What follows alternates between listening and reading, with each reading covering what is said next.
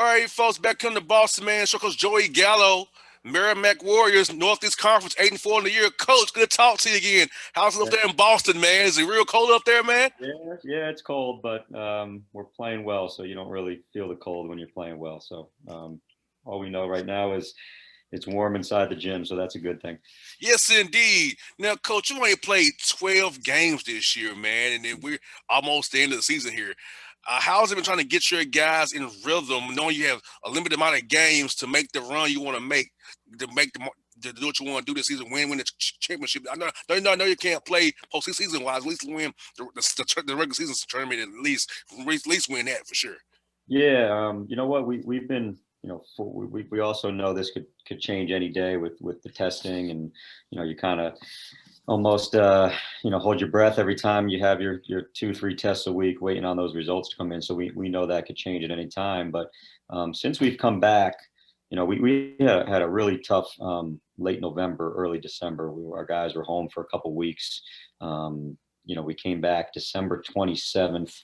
Um, After being, after having 8 practices in 40 days. So that was the tough part when we first got back. But right now we've gotten back, guys gotten back in shape, got a few games under our belt early, which was almost like, even though they were conference, it's almost like playing your non-conference or your scrimmages to get some of your bad habits out of you and get back in shape. So, knock on wood, since December 27th to now, we've been in a really good rhythm. And, we talked to the guys the other day, and, that the no postseason comes up a lot. But I said, all you guys have friends around the country playing on a lot of different teams. How many of them with 14 days left in a season can say they're, competing for a regular season championship right now? So, that is our playoffs.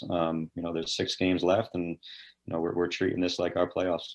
Most definitely, coach. And I feel like Jordan Minor and Mikey has really played really well for you guys, leading you away and scoring there. Tell us about what those two young men meant to your roster this year. Yeah, and to start off about those two guys, they also set the tone with the way they work. I mean, even going back to September, before we're even allowed in the gym, you see those guys out on the football field going through little conditioning routines on their own without even anyone telling them to do it. We had the day off today. We had to tell Jordan Miner not to come to the gym because we don't want Sunday to be his 7th straight day of work, on a back to back. So those two guys, they're deserving of everything that they've got this year. We had some of those older guys with Javaris and Jaleel Lord and Idris Joyner last year. And these guys were kind of the gravy. And now we tell them all the time, they're like the steak and potatoes, and have really grown into, it took a couple games to figure out, oh, this is my new role. But now they've handled it great.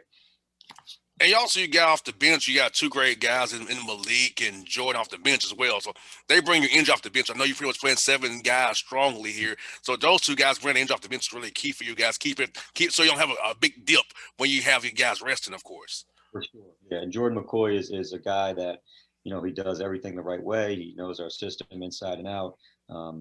Justin Connolly is another guy. He was out for a while, so he makes 8 now, and he's another older veteran who missed last year with an injury. But with Jordan and Justin, you know that they're going to come in and do everything correctly. They're going to defend. They're going to execute.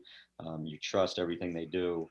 And then Malik Edmead, he brings a different dynamic of he's the microwave. He comes in, he's averaging 9.5 points in about 15 minutes a game. So, those other guys kind of hold it down as far as their, the trust factor and knowing everything that we do. And then Malik we just kind of let him go and go get us some buckets. And he's been able to do that.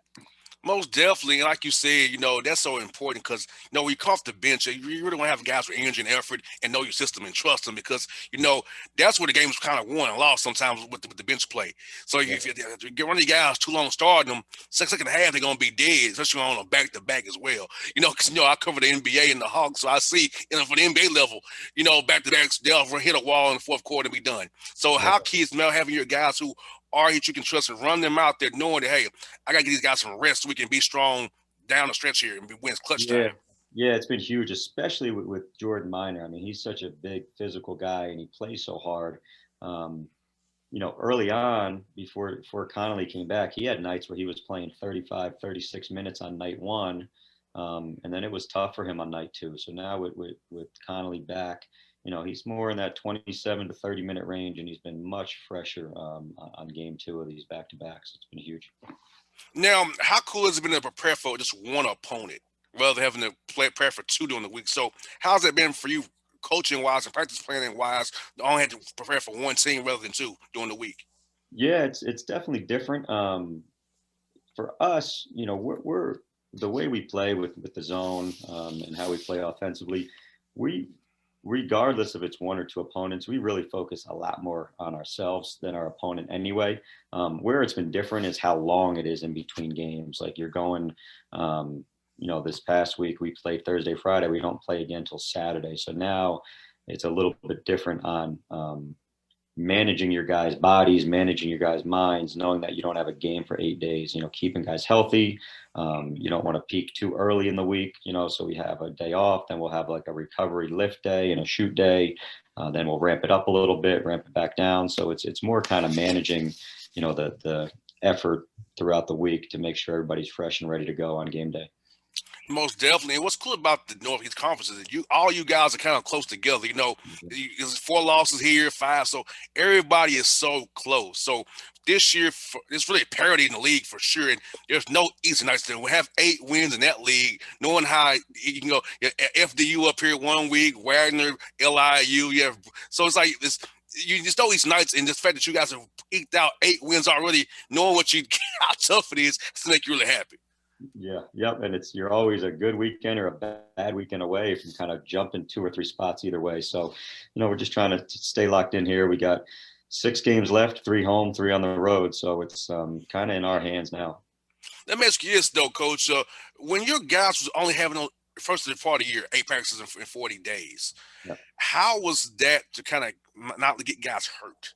When you try to get them back into it, because the inactivity, you risk a soft tissue injury where it's going to be nagging forever, right? So, how was key your strength staff and your assistant coaches and yourself planning so guys would not, have those problems that some teams are having right now in February? Yeah, we really tried to ease, as a coach, right? Your mentality is always kind of go, go, go. We got to go harder. We got to go harder. Yes. But you also got to have some smarts behind it. So when we first got back from Christmas, we really eased into it. We went, we didn't even go full team right away. We did some individual workouts, just kind of got their conditioning level back up.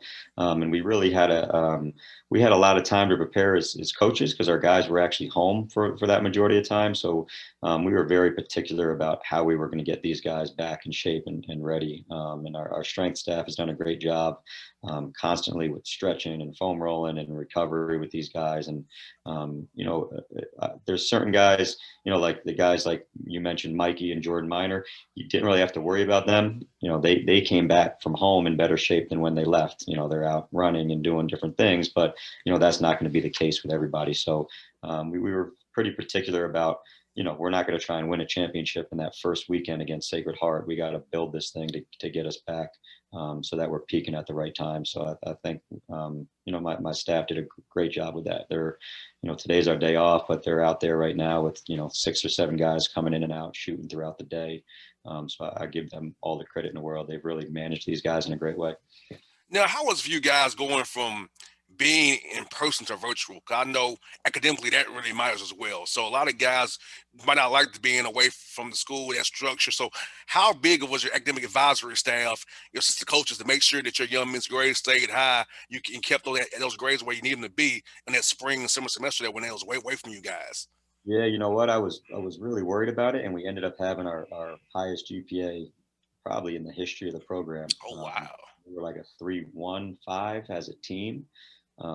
We met Jordan Minor was a 4.0, Jordan McCoy was a 4.0, Justin Connolly was a 4.0. So they handled it well. My assistant coaches, they're each in charge. I only have 2 right now until we're kind of bulk up our staff, in this transition here. But each one of them's in charge of a handful of guys, and they're constantly checking in with them and doing virtual study halls. So it's been great. There are a few guys that really probably miss that face-to-face stuff, right? Being at a place like ours, one of the best things that they do here at Merrimack is basically your tutor is the professor themselves, right? So these teachers will have a syllabus and you have your class time, but you also have office hours where you can go and see them. So, you do have a few guys on your roster that need that face-to-face time that they haven't been able to get as much. But as a whole, we've done a great job with it. I think they're just, people haven't thrown out the new norm in a while. It's what everyone was talking about months ago, but the new norm has been all this kind of virtual stuff, and our guys have handled it well. Yeah, I would have been terrible, coach, when I was Yeah. in college, man. I would have been horrible, man. I was like, look, I need to get back in the classroom. I'm gonna get F's and D's. I need to be able to talk to you and see you, because if some I hear a concept, you need to break it down for me. I can't just take it and like, okay, I need you to break it down for me. Tell me why this is, so I can really get it. Yep, for sure. And sometimes, as you know, sometimes that charm can help you out get that better grade as well. So our guys been Yes. You give them a big smile. Hey, I'm trying. the room, flash that smile, maybe you get helped out a little bit. So now Yes, I'm trying. Yeah. Now, Coach, I got a couple more for you, man. How was it recruiting via Zoom for your 21 classes, 22 classes here? I know you want to see guys in their homes, man. So how has that been for you, having to recruit via virtual, showing them your great campus within Andover, which is up there in the great area of Boston up there, man? So how's that been? Yeah, you know what? We definitely miss on that because it's really rare that we actually have a guy visit here, like and not commit. Our commitment rate once we get a guy to campus has been pretty good because of the place it is. But we're also fortunate that we have such a young roster.